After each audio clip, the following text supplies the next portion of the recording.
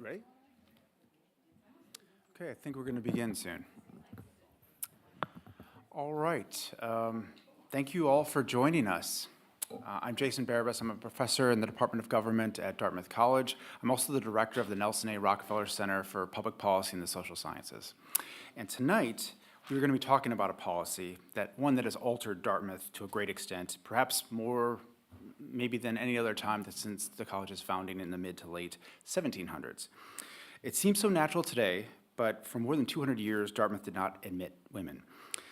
Tonight we're here to learn more about what life was like in that fateful decision more than 50 years ago. And this is part of an ongoing series of talks and events that commemorate the 50th anniversary of coeducation at the college. And for more, I encourage you to go to the website coeducation.dartmouth.edu. There's a series of events that have been held all year, and there are also some upcoming events next week, in particular the rededication of Dartmouth Hall. So that'll be another step in this anniversary celebration. In order to leave as much time as possible for the panelists, I'm going to quickly go through their many achievements and try to just give you a sense of what brought them to here today. Let me start with two graduates of the members of the class of 1976. I'm going to start with Martha Hennessy. That name is probably familiar to many of you. She served in the New Hampshire State Senate in the 5th District from 2016 until 2020. She also was the representative from the New Hampshire State House from 2014 to 2016. In that capacity, she served in a variety of leadership positions in both chambers of the legislature, in particular the chair of the Judiciary Committee, the Senate Judiciary Committee, also the member of the Transportation and Health and Human Services Committee in the Senate, as well as the Children and Family Law Committee in the House. She graduated with a degree in psychology in 1976 and went on to earn an MBA from the University of Pennsylvania, as well as a PhD in developmental psychology, also from Penn. She has practiced as an educational psychologist in Massachusetts and New Hampshire before her time in the House. Our next member of the class of 1976, one of her classmates, is Jenny Kemeny, majored in mathematics and computer science, formerly a partner in the Arthur D. Little firm, had a career in management consulting focusing on complex issues that can be barriers to organizational success. In particular, she worked at the intersection of both organizational change and these complex systems. She helped develop a system that would be more shared, help people have a shared understanding of the intractable issues in their organization. That also involved computer simulations as well as organizational behavior insights. Many people will recognize her last name. She's the daughter of John Kemeny, the 13th president of Dartmouth, who was president at the time many of these changes that we're going to be talking about took place. Our last panelist is going to be Lynn Mather. This is somebody who I have known and looked up to for years. So I was a 1993 graduate of the college. Lynn Mather was one of my professors in the government department. So it is a great honor to have her here. She also at that time was a 30-year veteran of the government department, chaired the government department, co-founded Women's Studies program, actually held the Nelson A. Rockefeller Center chair, the chair in government, and also was the acting director of the Nelson Rockefeller Center in the early 2000s. Unfortunately for Dartmouth, the University at Buffalo lured her away right around that same time. She became a professor of law and political science at the University at Buffalo, also directed the Baldy Center for Law and Social Policy, and she's currently SUNY Distinguished Professor Emerita in that system. She's written numerous books and articles, as well as received professional awards. Some of the books include Lawyers in Practice, Private Lawyers in the Public Interest, Divorce Lawyers at Work, Empirical Theories About the Courts, and Plea Bargaining or Trial. I know of her work as a political scientist, and I know many of the organizations. Our paths sometimes cross at professional organizations. So it is a delight to have her here once again. Finally, our moderator tonight is a member of the class of 22, Jennifer Lee. She intends to graduate at the end of this academic year. She's a government major with a minor in public policy. She's also the co-president of the Women in Law group, and she's also a War and Peace Fellow at the Dickey Center. She's also a presidential scholar. She earned a presidential scholarship for research in the government department. And finally, she has aspirations to pursue a legal career after Dartmouth. So thank you all for joining us, and I will turn it over to Jennifer Lee, who will moderate the session. Thank you.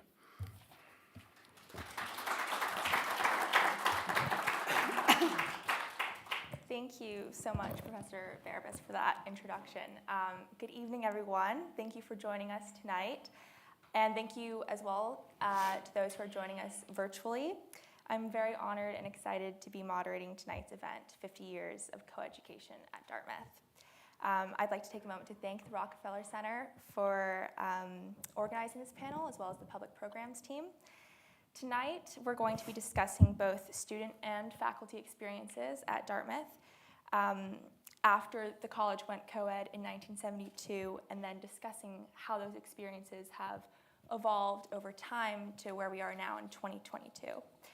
At this point, I'd like to remind those who are joining us virtually to please email their questions to rockyqa@dartmouth.edu with their questions for our audience Q&A towards the end of tonight's event. And I want to preface that we're running a very tight schedule tonight. There's a lot to discuss, so apologies in advance if we have to keep moving along, but hopefully we can get more of discussion going during Q&A. So with that, I would like to first invite Jenny Kemeny, class of 1976, to start us off and to speak about her time at Dartmouth. Well, actually, what I'm going to do, excuse me, is, at least in this section of the program, I will get the sixth, talk about how Dartmouth became coeducational. You know, I had a little bit of a special perspective on that because my father, who was inaugurated as the 13th president of Dartmouth in 1970, in his inaugural address committed to bringing coeducation to Dartmouth, and he's generally considered the prime mover in making that to happen. By the time he became president, actually a few years before, because he participated in some studies on this topic, he had become convinced that Dartmouth needed to admit women for several reasons.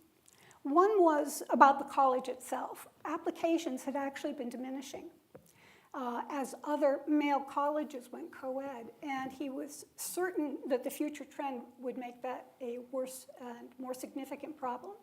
So for Dartmouth to remain co-ed competitive, he believed it needs to be coeducational. And the other issue is something I love. He was convinced that in the future, major and important leaders in our country were going to be women. And he wanted them to have graduated from Dartmouth. So he was pretty passionate about the subject. He knew that a transition to coeducation would be tricky for some reasons I'll describe later. But he was fairly confident, he was a clever guy, that he could figure out a way to navigate all this. What he was less certain of is whether Dartmouth actually wanted to go co-ed. And by that I mean looking at the whole group of stakeholders. You have students, you have faculty, administrators, young alums, old alums, all of whom think actually they are Dartmouth. So for this to happen, this wasn't something he could make happen unilaterally.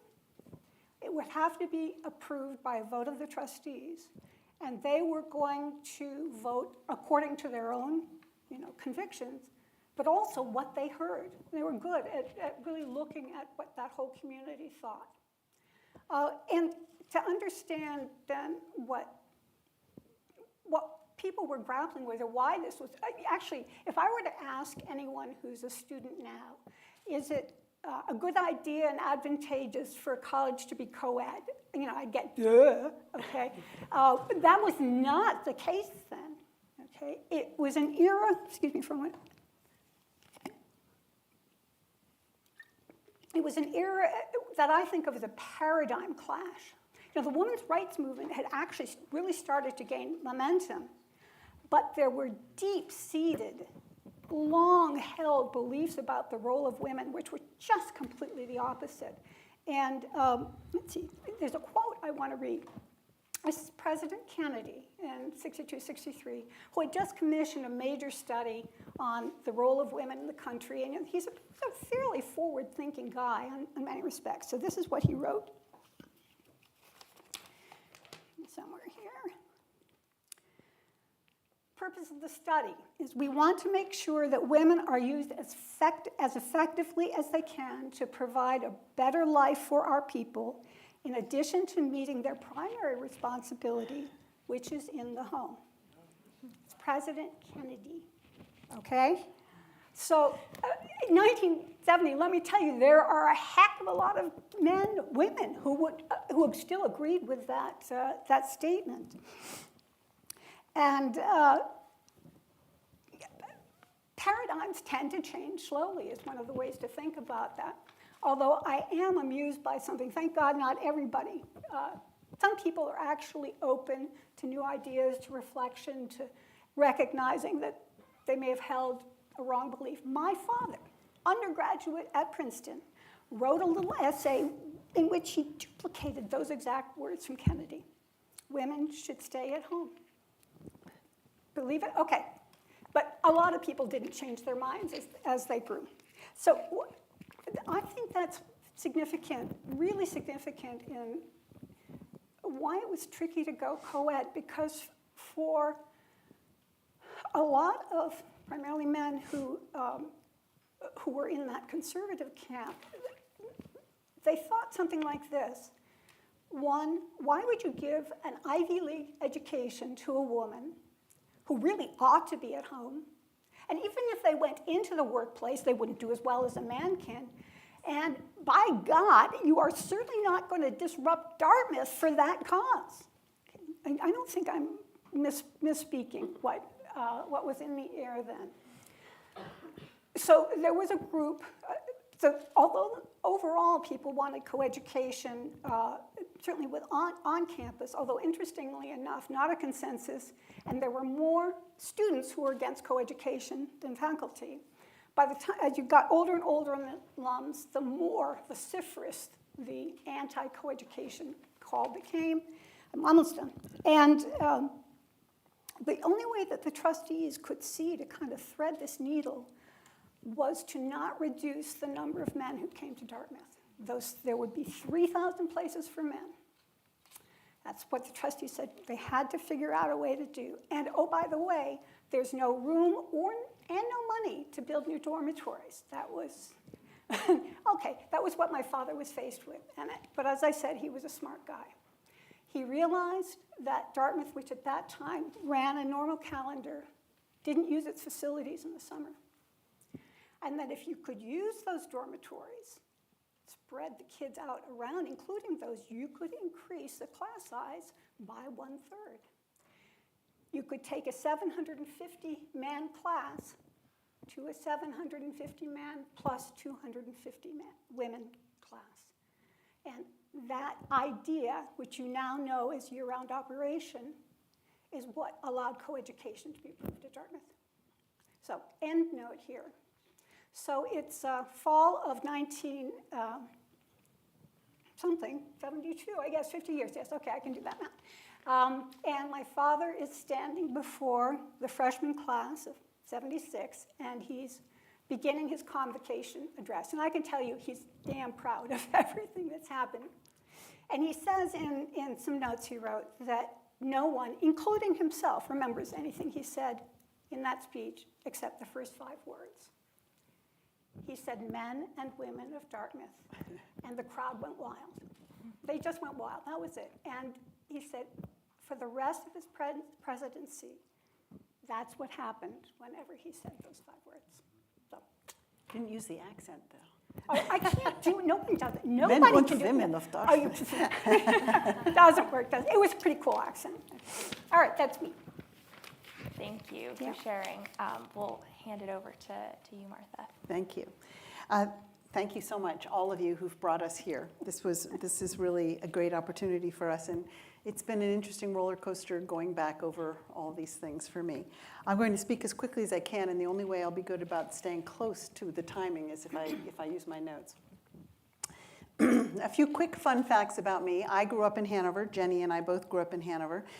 We came here when my father became a professor of organizational behavior at the Tuck School, where he was later dean.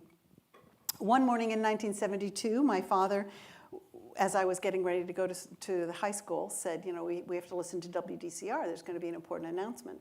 And so he and I sat down and listened to the radio. And sure enough, John Kemeny came on the over the air and said that the college would be accepting women starting with the class of 1976, which was going to be my class. So I was elated, jumped onto the road to walk to high school, and on the way I stopped at the admissions office and ran in. I thought, oh, this is an opportunity. I ran in and said, has any female so far come and gotten an application? And I don't even know if they knew what had been on the radio, but they looked at me like, what? And I said, oh, I just need the first one. So they handed me an application. Another fun fact, I married a Dartmouth grad, class of 74, sitting in the front, and we got married in the BEMA. Cool, huh? Our two daughters graduated in the classes of 02 and 09.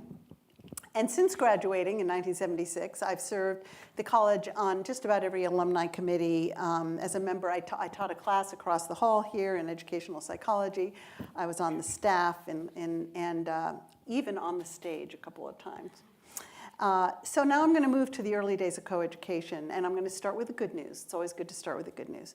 In 1971, actually, over 70% of the all-male college at that point voted in favor of coeducation.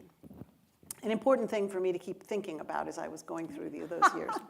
When our class of 1976 arrived on campus, members of the class of 1926 had put roses and a very kind welcoming note in every room of every female that was on campus. Really lovely. And we just recently, well, it feels just recently, a couple months ago, our class then did the same for the class of 2026. We didn't put them in their rooms. As they came out of their what's it called when you sign the thing? Matriculation. Thank you. It's been a long time. When they came out of matriculation, we handed them, men and women, flowers and welcomed them to the connection now between our two classes. The first women, I have to say, were pretty remarkable. They were bright, resilient, creative, had to be resilient, and they were a pretty impressive bunch. If you wanted to be on any kind of in any part of an activity that included mostly women, you had to start it. So if you wanted to have a squash team or tennis team or any kind of a team, field hockey team, you had to start it, which was good news because you'd also be on it.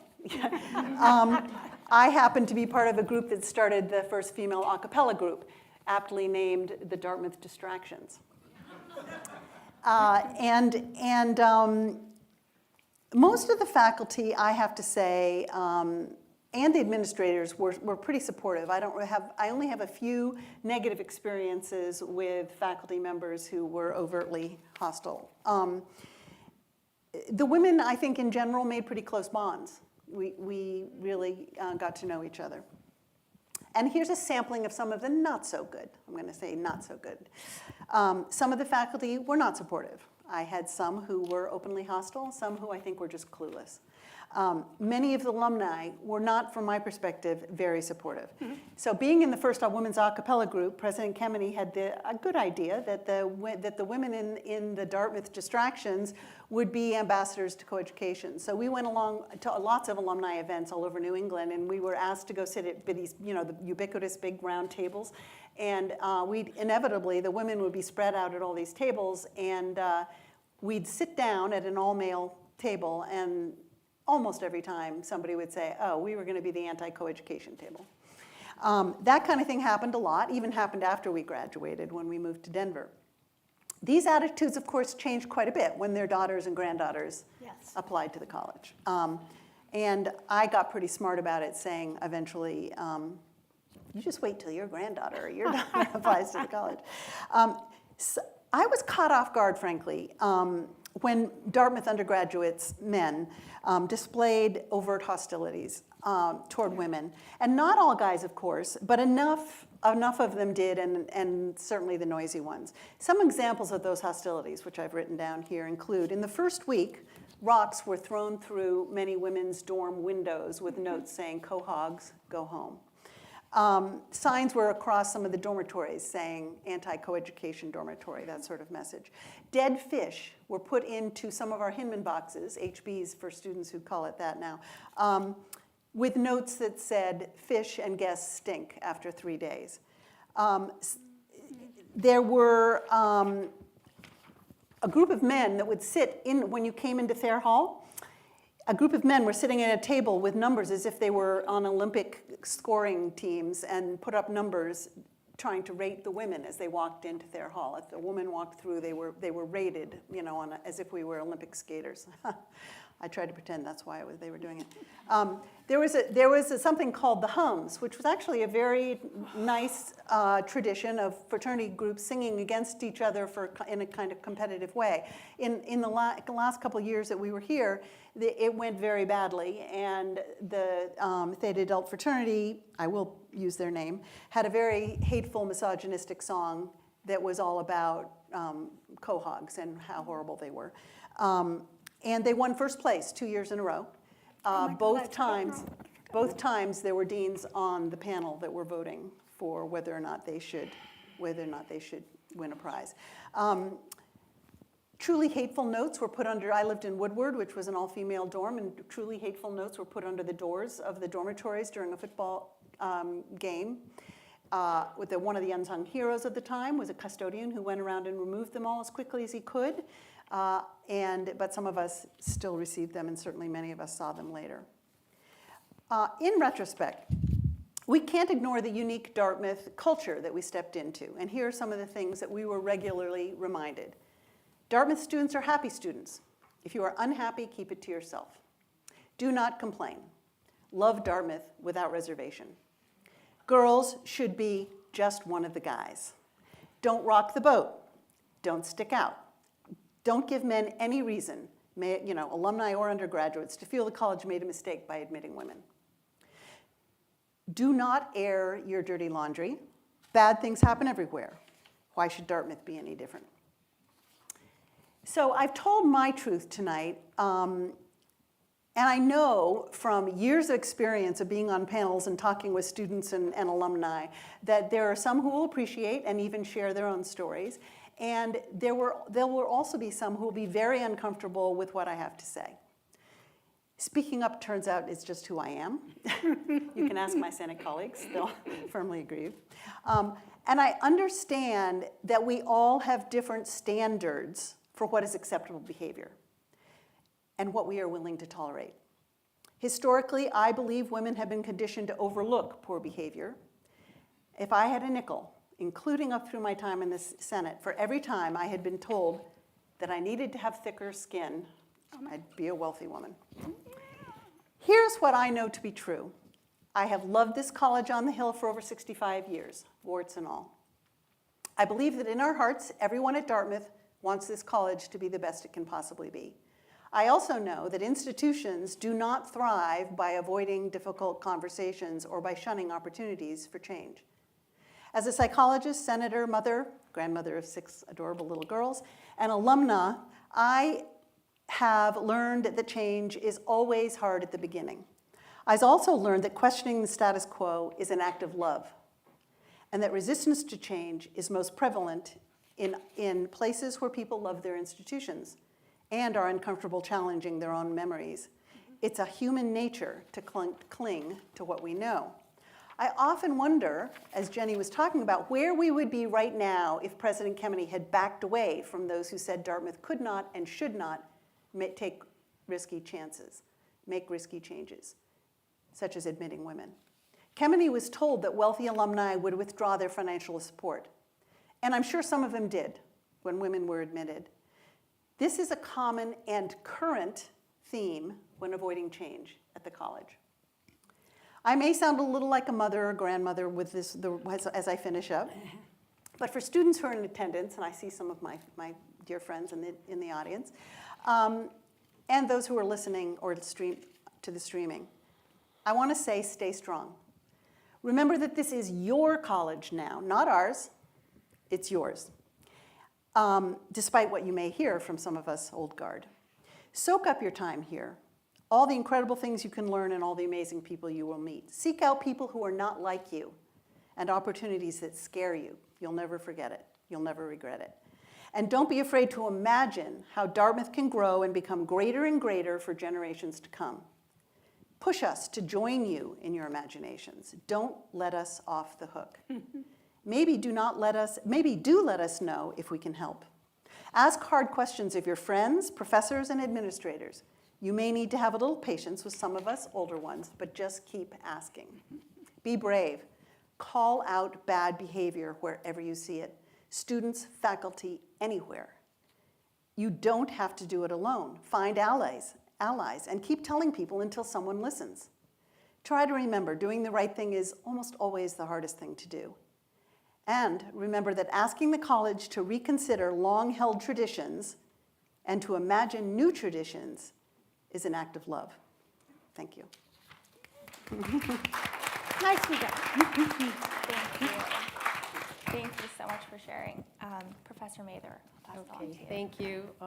And thank you, Jason, for the invitation. One of my best students years ago, I must say. Really fun to be back. Going through some old notes in a couple of cartons in the attic to get some stuff like affirmative action plan and surveys and committee reports and all these things. It was like going down this rabbit hole of history. And I must say, it was pretty grim, but at the end I thought, you know what? I haven't been there for 20 years. I think I can wear my Dartmouth green now. I was not able to before because my feelings were really quite ambivalent. By the time I left, I had come to love this college and saw for the institution that Jenny and Martha have described. But especially the first decade I was here, it was very, very difficult. As a faculty member, we were watching the students and what they were going through. And that, you could feel some of the tensions that Martha described. In the classroom, women were intimidated. They were very much a minority. I mean, I taught this course with 60 people. There were it was a law course, and so there were like 5 women, 7 women out of the 60. And it was difficult for them. They were, so, you know, if class participation can be part of your grade, then what are they going to do, and how do you encourage them? Well, in office hours, students would come to talk about their midterm, to talk about their paper topic. But what often happened is they started talking about the difficulties they were having on campus, and that poured out. And so pretty soon, I'm doing counseling for rape victims, for whether to have an abortion, for all kinds of things that I had absolutely no qualifications for doing. And yet, there was no one else doing them. The Dean of Students' office was not a very supportive place, I found, at least as the students came to me. Dick's House, the health center, didn't hire a gynecological nurse practitioner for 3 years after women came. So there really wasn't much support for dealing with some of the challenges, but the women were amazing. They were strong, as Martha said. They were some incredibly good students. What I want to say, from trying to be helpful to them, trying to be supportive also meant being supportive in the faculty. Like, how do you educate your colleagues? How do you deal with colleagues who were not only dismissive of female students in the classroom, but who were dismissive of the girls that they had just hired? And I still remember one conversation, and mine was a very supportive department, where after I was hired, 2 years later, we had another opening, and we're discussing, well, who should this, let's define the field, who's it gonna be, and there was an affirmative action requirement that you actually change the way you hire by not just calling up your friends at Harvard, Yale, or Princeton, but you actually had to post an ad now. That was a new requirement under affirmative action. So the department, 23 guys they're debating this, and one very strong supporter kept saying, yeah, we definitely need another girl in the department. Lynn shouldn't be the only girl. I mean, we need another girl here. Well, a couple days later, I thanked him for his support, but I said, Charles, I really would appreciate it if maybe you could think of me as a woman and not a girl. And we could so that at the next meeting, when he said, they're talking again, he says, well, and I think we're going to try to hire a woman. And the whole room looks over at me as I turn red. It was clear. But that, I was one of 14 women who were hired in 1972. There had been 12 the year before. That meant that first year there were 26 women out of a faculty of 315.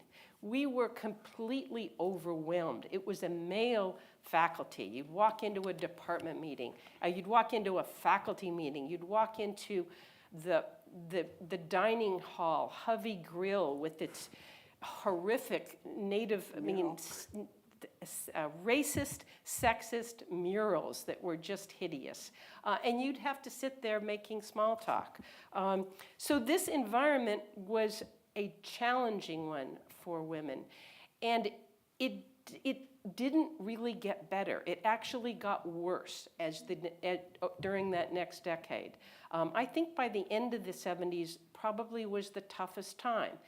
In several ways. For one, for the students, they began to, as women wanted to assert their voice, and while at first they were given encouragement, the pushback started. The pushback was hard. And there was this pushback because the women also were smarter than the men. I mean, it was documented. Because there's 3,000 male slots, 1,000 female slots, it was much more competitive for a woman to get into Dartmouth. So they were better. And that led to all kinds of inequalities. I mean, it really did. So there was a push to get equal access, which was finally voted in 1979. And then that went into effect, I believe, in 1980 or 81. And it made a big difference. But from the faculty perspective, we also were trying to hire more women. And each year, more women were hired. The problem was retention. Women didn't stay. They left because they were miserable. They left because their spouses couldn't get jobs. They left because they got poor evaluations. They left because they didn't get tenure. And every woman who left, and I know each one of them, we get to be friends. We were a small, like you were saying with the students, a really small supportive group. And then one by one they were leaving. And the explanation was always, it's individual. It's just that Julie didn't publish enough. It's that so-and-so got poor evaluations. Oh, and, she just needed to be with her husband in D.C. And so-and-so. Every single one was an individual explanation until we started saying, okay, let's get the data. And helpfully, an affirmative action officer put this together, did a cohort analysis for every class of faculty that was hired. What happened to them 3, 5, 7 years later? Did they get tenure or not? Of the 14 women that were hired my year, there's only one other woman who got tenure, Brenda Silver in the English department. All the rest were gone. Next class, a little bit more, but the pattern was there of disproportionately, by far, women were leaving. It was not an individual explanation. It was a structural problem, and the college needed to address that. And they needed to address it by looking at issues of what it takes to stay to be an effective faculty member at Dartmouth. Teaching, you have to change some of the expectations for what an excellent teacher is. And that meant colleagues who were doing teaching evaluations could try to understand that there's different styles of teaching. It meant that students who were evaluating faculty had to think about different styles. It meant that faculty who were reading teaching evaluations, who would say things like critique the clothing, critique the, I remember one I got, it said, "You smile too much." Stop smiling so much. What am I supposed to do? Give me a break, So the teaching that was a hard one. Service, the women were asked to serve on many more committees. Remember, less than 10%, 15% of the faculty were women during the 70s. And so, we've never had a woman on this committee, this committee, this committee, this committee. So pretty soon, we're spread thin with service, spread thin with panel discussions. I found one that I was on a panel discussion to the all-class freshman meeting with John Hennessy on, on ethics. So, I mean, we were on all kinds of things. So there's teaching, there's service, and then there's research. And if you're doing all these things you're having challenges with your teaching and your, in doing too much service, are you gonna have the time for research? Are you gonna have the support? Here, I think departments varied a great deal in how much support they gave. I felt very fortunate in the government department. Others in other departments were really facing many more obstacles.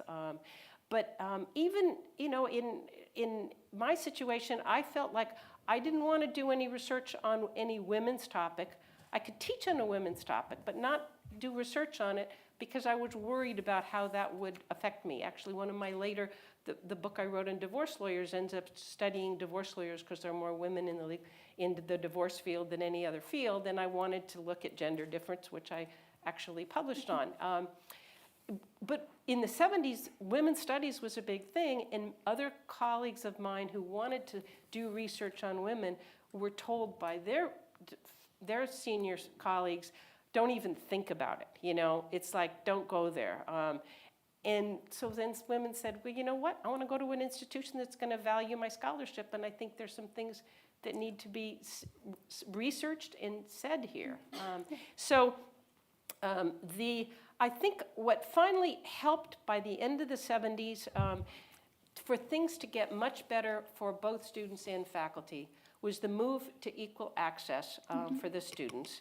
And I think that the faculty were able to enlist administrators and others to try to effectively advocate for change, to address the problem of retention, to recognize the structural barriers. And I should say there was not only the internal focus that the faculty were advocating, but there was the external legal pressure. And because I taught legal issues, I knew enough that I could always bring this in.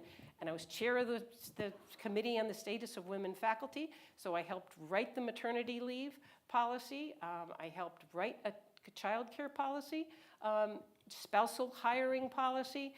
We really worked together to try to say, you know what? Executive Order 11375 on racial discrimination and ethnic discrimination, and 11246 on sex discrimination applies to Dartmouth College because it's an institution with more than 100 people and it receives federal funds. And that means federal law applies. Affirmative action is not just what we hear about right now in admissions, but it's always affected hiring as well. And so the hiring issues were ones that we were able to bring to bear how Dartmouth needed to change, and they had ultimately policies put into effect that began to address the questions of retention, address the questions of maternity leave and so forth, to make it easier and really much more successful, I think, and livable for women faculty. And I think that redounded then as we hired more and more to make it easier for the students as well. Great. Yeah, thank you. That was great. Thank you so much. Please. Stuff I didn't know. It's very, very interesting. I was gone. I missed all that. Yes. I want to make sure that we have enough time for audience Q&A, but before that, I just quickly want to ask a few of my questions that I've sort of been marinating as I've been listening.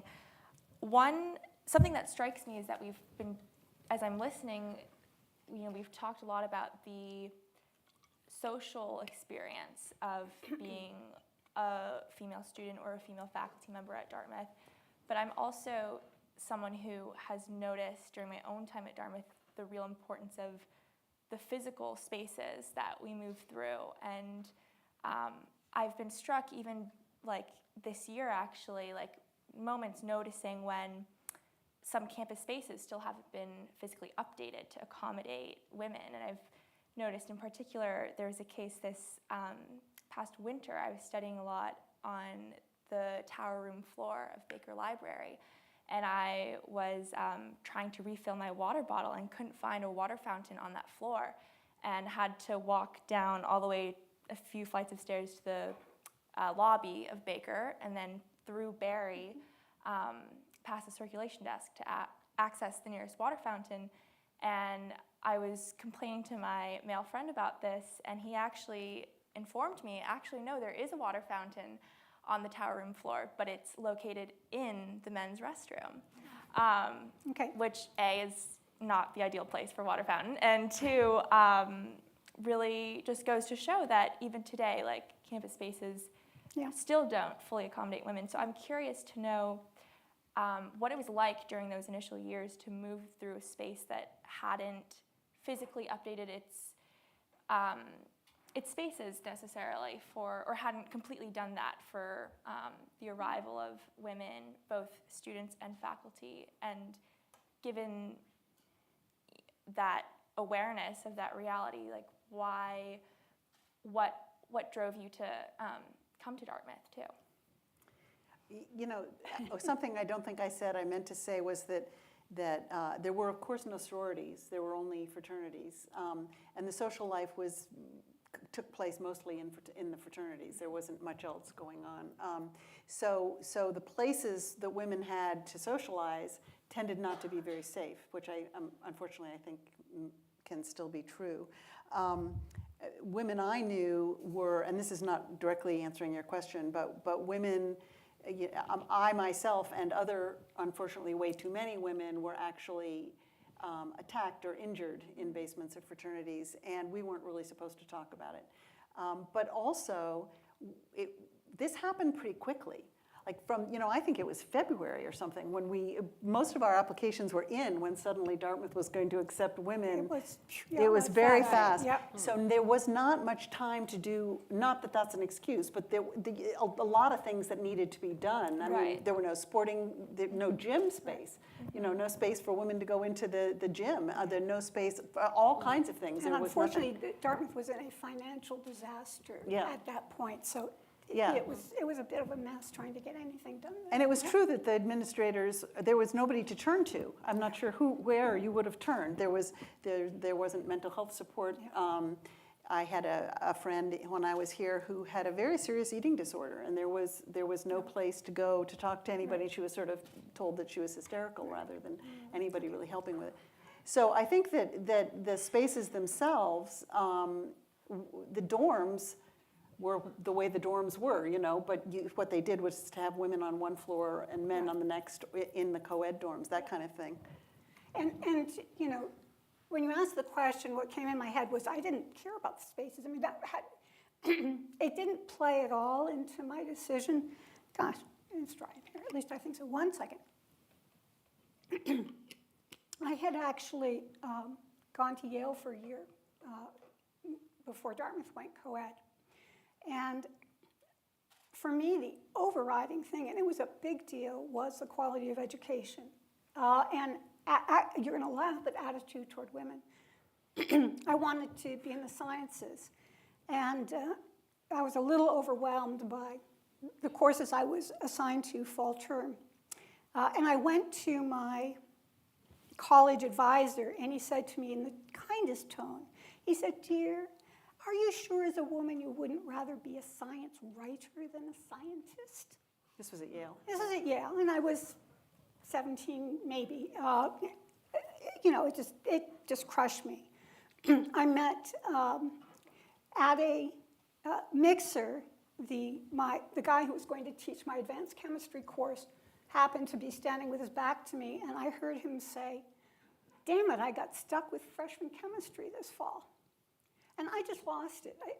And it was like that all through. Now, one thing I did know, and my father had made a huge, huge effort on that, was that Dartmouth really cared about undergraduate teaching. And in some areas, for example, the math department, the best and most experienced professors were actually given the freshman courses, and in the math department, they were given the math courses for the non-majors.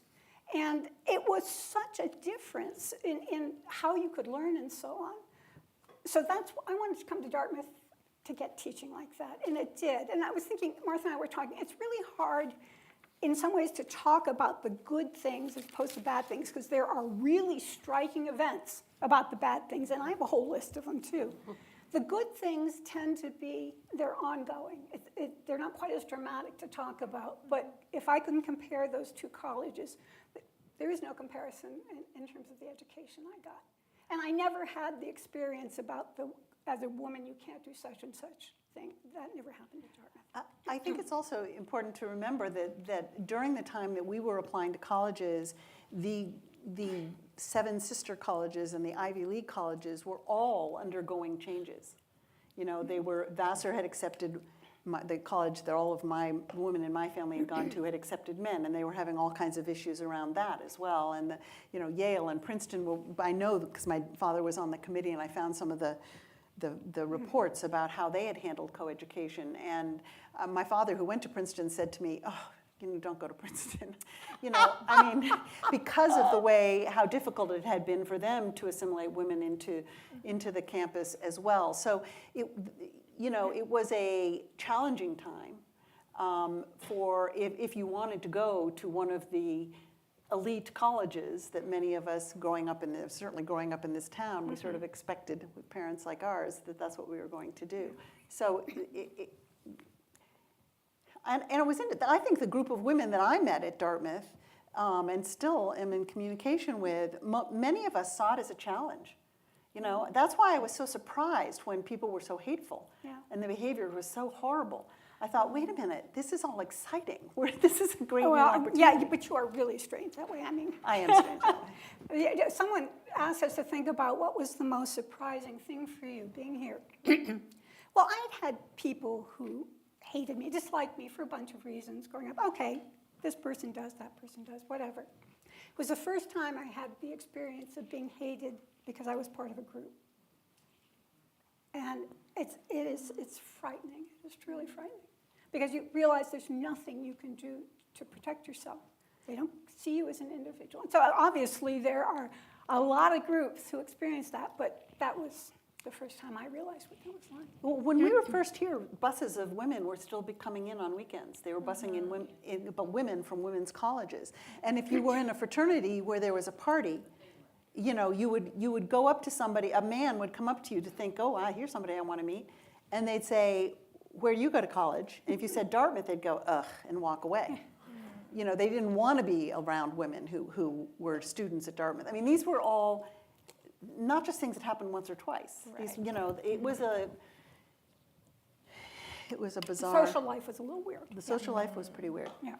And yet, I can't tell you how many women I know from that era who married Dartmouth men, myself included. Well, there were some, exceptions. Well, there certainly were, yeah.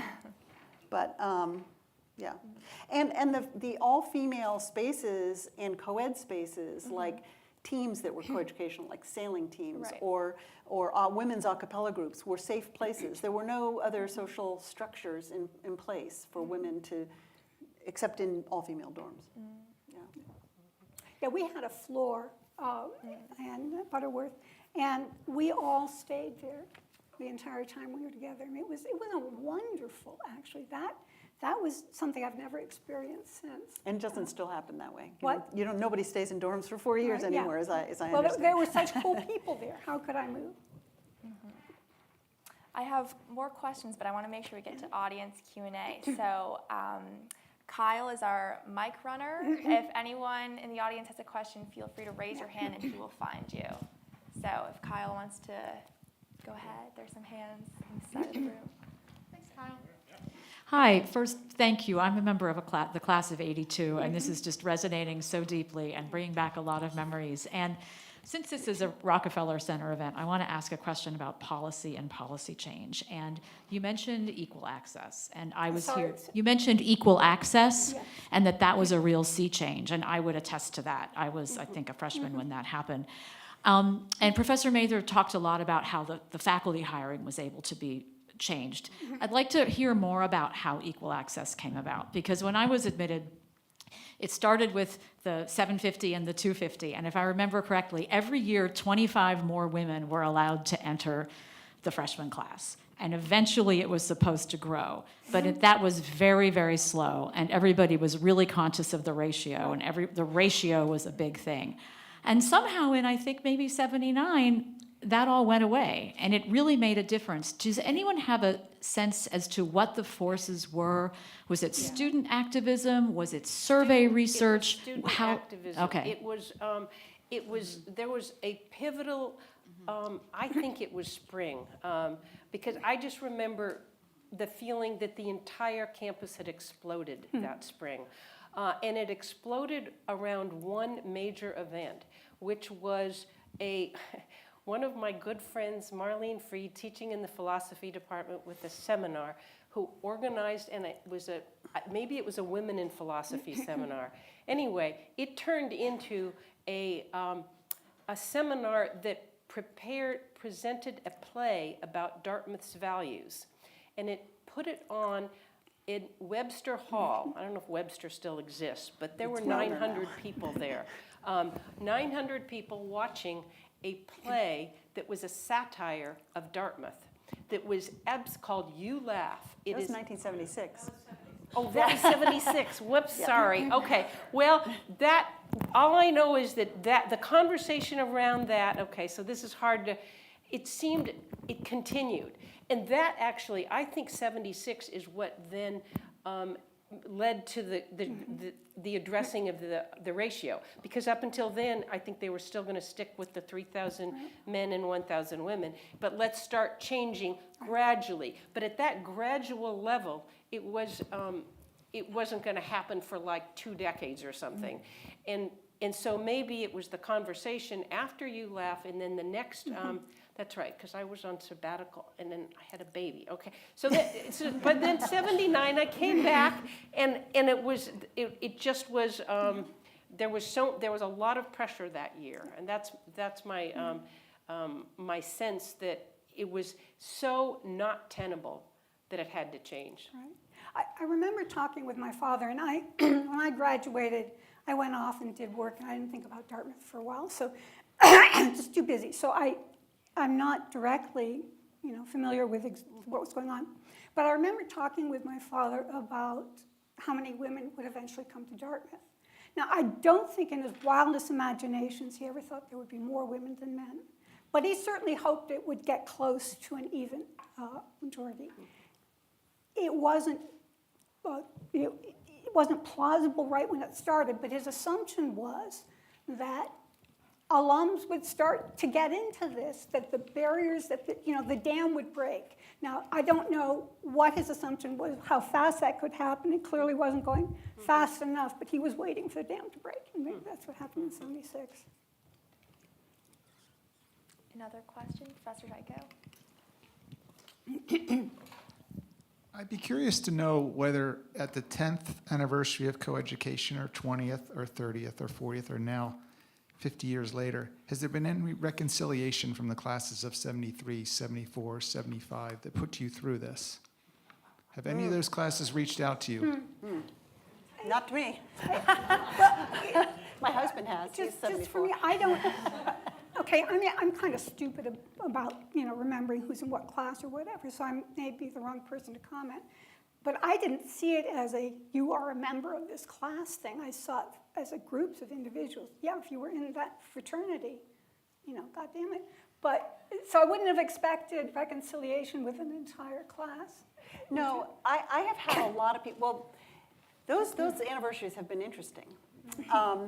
And I could speak to them in other ways, but one of the things that I noticed as an undergraduate was that I had a lot more patience for the people who were in the classes above me, who had come to an all-male college. And as we went through the years and the people behind us had agreed to come to a coeducational college, my patience wore out much more quickly. But I also have found that when people hear some of my stories, when men in the classes above me or even in our class, they're horrified and they didn't know what was going on. And I think it's mostly an indication. I mean, those who were the perpetrators knew what was going on, and they were unlikely ever to apologize or anything else. But the people who yeah, for a while, I thought they just know it's going on and they're doing nothing about it. But I honestly think it was a code of silence. We were not to air our dirty laundry. We were not to talk about what was happening to us. But, so I agree, we were supposed to shut up, and that was part of, that wasn't just a Dartmouth thing, that was that entire societal thing. What were women supposed to do? Shut up was one of them. But my guess is that the guys talk to each other more about this kind of stuff. They didn't feel a need to shut up. You really think that a lot of men didn't know what was happening? I've run into so many men who have said they had no idea. You know, I'm skeptical. And do with that what you will. I'm sure they did. It's just, But it I boggles really my don't mind. think, I mean, there were very few. There was one of my very best friends who was in the Dartmouth Airs, and Dartmouth Airs and Dartmouth Distractions sang together a lot, which is how I met this guy. But when I was attacked in a fraternity basement, I didn't feel safe going to the dining hall or doing anything else, leaving my dorm much. And he took me everywhere I went. You know, he was my sort of my bodyguard, a big guy who didn't suffer fools gladly, and he was very, very protective of me. So I talked to him about it, but I remember telling people, don't tell anybody else. You know, this is not something we're supposed to be talking about. Now, this happened to me when I was, I mean, I also passed around, by the way, that happened to me when I was a senior, but I also passed around, a group of us passed around a petition trying to get, hard to believe this is true, but after the first year that the Hums competition happened and they won the competition singing a horrible, horrible song, a group of us tried to pass around a petition to men and women saying, you cannot let this group sing this song again. The word was out, they were going to sing it a second time, this time with a ball and chain across one of their feet. We couldn't get people to sign it. Yeah. And we probably got 100 people out of an entire population. And a lot of women wouldn't sign it because they were afraid that their boyfriends would disapprove. And so, yeah. Sorry, so just quick yeah. interjection. I believe my father's was angriest and most frustrating of all the issues in his presidency was that the bastard who was the advisor to these groups and great supporter was a tenured faculty member, and he could not fire. He would have fired him. And dean of the college, by the Wanted way. to fire him the next day, and he couldn't do it. And His nickname was Brew Deanster. Yeah. His name, Dean I just, Brewster. you know, sometimes people who want the right, there isn't always a mechanism to do the right thing, and it can be frustrating as hell. I'm sorry. But also nobody paid attention to the petition. It just, you know, it went ahead. So, You know, I had a rock story. It was ice balls going through our window, and we didn't have phones, of course, and guys were blocking the doors. We couldn't get out, and there was a girl standing next to me. It broke the glass and hit her on the head, and it was horrible. And I so wanted to just, you know, land-base somebody, and I thought about writing a letter to the Dartmouth, to the dean. And at that time, at least, they didn't take anonymous letters. And I finally decided that if I had written it and signed it, that it would have been risking, you know, life and limb to do that. Regardless of my last name, it was just girls, you know, what would retribution be if you were a girl and did that? Yes, right here in the center. After hearing your stories, and I've heard these many, many times from many of the class of 76, but hearing that the faculty women left because of the way they were treated, what happened in your class? Did people leave Yeah. Dartmouth? I mean, a substantial number. Do you have any idea what percentage of your class actually ended up staying the 4 years? do you I know, mean, Pam? I couldn't have tolerated it. I don't know how you all did. It definitely people left. Most of the people who left pretty quickly, is my feeling about it. But also, I believe we started with 185 or something. They also brought people in. So there was an exchange, and there were exchange students who then were allowed to transfer in. So the numbers are kind of fuzzy numbers, but certainly students left. But the vast majority, I would say, stayed. I mean, Yeah. oh yeah, Yeah. yeah. We were tough cookies. I wanted to quickly mention, I'm very conscious of time. We're at 8 o'clock, so if anyone has to go, that's totally okay, but if you're... I'll tell it to you anyway. Tell it to you anyway. I think I have alluded to it. I think if I were to pick one thing, I would say, again, do the hardest thing, even though the most important thing is going to be the hardest thing to do, and that is to revamp the social system. That the Greek system is broken and needs to be changed. And we have now learned that actually women will give money to the college. You don't have to be worried about whether men are going to give their money to the college because they belong to Greek systems. We have 2 daughters who are both in sororities. Both of them have said that they would give up their experience in sororities to have the system revamped. And I think that until we do that and until we find a solution to that, there have been all kinds of excuses about why it's not going to happen. The one I hear most often is that men won't give money to the college. I also know there's a problem with ownership of these buildings, et cetera.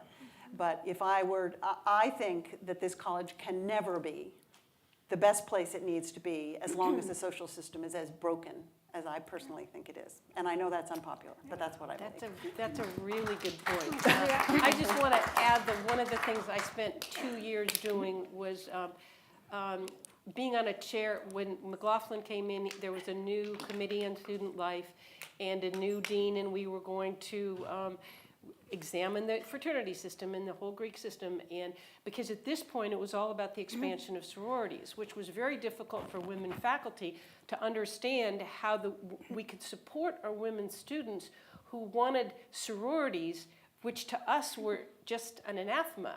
That was just going to reinforce gender roles. And yet we totally understood that sororities meant empowerment and social space for women. So how could we say no? But what was interesting for those 2 years, and again, because I also lived at the Choate residence as a master, trying to do the, break in, create alternative spaces. But there was a timing issue that the fraternity, membership was at its very lowest point in the early 70s. It then began to grow after that. If they had been abolished with coeducation, now of course again politically impossible, right? Yes. And yet there was actually not There much was a support moment. for it, There was a because it was really, that was the early 70s were the end of the 60s, and the end of the 60s were kind of like, this is not what we're about, Greek formals and stuff, and not as much, and so there was very, very little participation. As women, but there still was some, they had their houses. As women wanted their sororities, men also saw this as let's all join fraternities, and it kind of, so, I mean, I don't know, your experience also, Bruce, must be relevant here. Bruce also being one of my very good students from the 70s. But, it was, and then we tried, and actually the dean of the college was in favor of total revamping. This was in 80, at the end of that, our report in 82, but you report after report after report, and boy, that's a challenge though, but if somebody could make that happen. And I love your argument, Martha, that now that women are strong enough and rich enough to be able to actually counter that argument. One of the ironies of change, Martha and I were talking about organizational change, is you assume that the future will primarily be a function of factors in the past. So angry older alums, ooh, we do this, What you don't realize is that change actually unlocks the potential for something you've never seen before, like women alum, giving to the college or something else. So you can be braver than you think you can. But I'd like to take a stab at the question for a new president. And I've got 2 kinds of angles that I've thought about the Frmr on, actually. I know that when Jim Wright was president, McKinsey was brought in to study everything at the college and to improve relationships and so on. And organizational change, it's one of my things. McKinsey's not good at this, by the way. And it's the worst firm in the world. Oh my God. So, but I talked to faculty and so on at some levels, and it was a joke. It was one of those exercises you do where there is a right answer to give. And if you don't give the right answer, it gets ignored, and you walk away more frustrated and angry than before. And I don't believe that we've had a president who wanted to take this on and had any idea about what it takes. I think Dartmouth can be an utterly extraordinary place with a few things done. One of those is changing those relationships, because the kind of changes, excuse me, I'm thinking of will require some real differences in how faculty, particularly across departments and across institutions in the college, work together. So the second point is this, and this is now the complex systems part of my background. Somebody once commented, the really nasty, well, back up. I don't know how many presidents have said that what Dartmouth is about, at least partly, is graduating students who can help with the complex issues of the future. Okay, leaders, right. Well, we don't. We just don't. It's a lot trickier than you might think. But somebody commented, and it's fascinating, that actually Dartmouth is uniquely positioned to be able to do just that. Complex issues don't have nice, neat boundaries. They don't. We have a medical school, we have an engineering school, we have a business school, which ought to have something to do with organizations, we have a liberal arts college. You truly figure out how to combine expertise in all of those together, and you will, in fact, graduate students with an unparalleled ability to create change. But it means not just that the groups get along together, it means they're willing to rethink how their academic expertise fits together. And you can't do that in the kind of silos and protected structures that we typically have. So I would love a president to do that. But first fix the Greek system. Yeah, I'll wait. I've been patient. Sorry, just kidding. No, you're okay. I'll buy it. Yeah, one of the things of my experiences was taking foreign study programs. I taught 9 different foreign study programs during my 30 years. And I was always struck by, A, it was my favorite teaching. B, these students were completely different than they were kind of on campus. They just dealt with each other like people. Right. Like really good friends.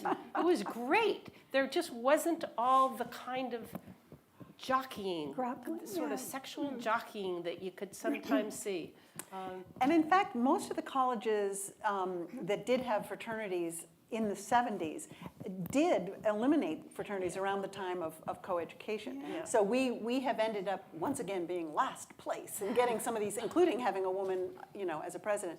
But I think that I think it would have been, I personally think it might have been an atomic bomb if it had happened at the same time. Right.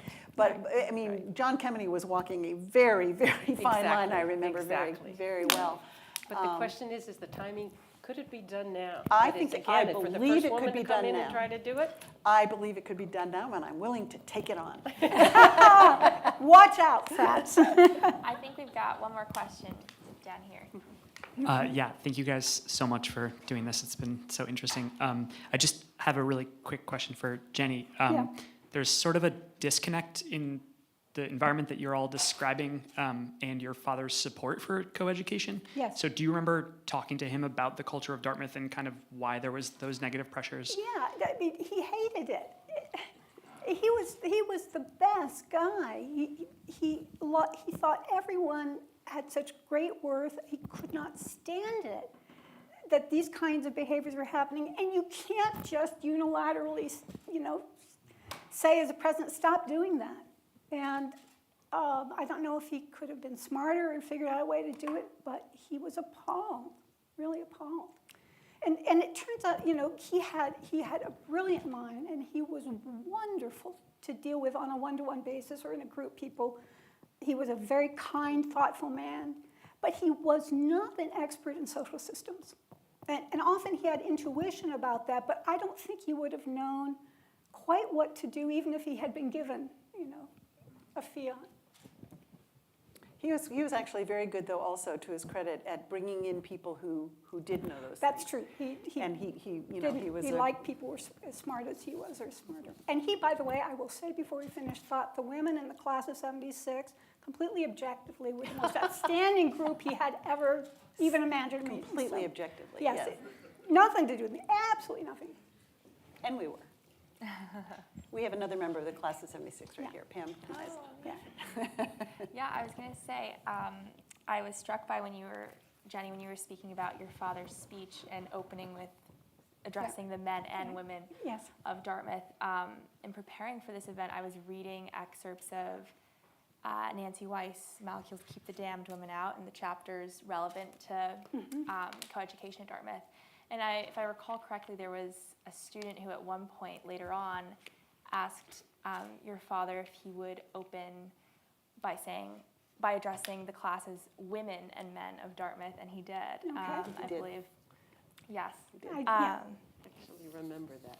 Yes. do. Yeah, and I remember it being noted as a very big deal. Okay. And the female students being very. Good for him.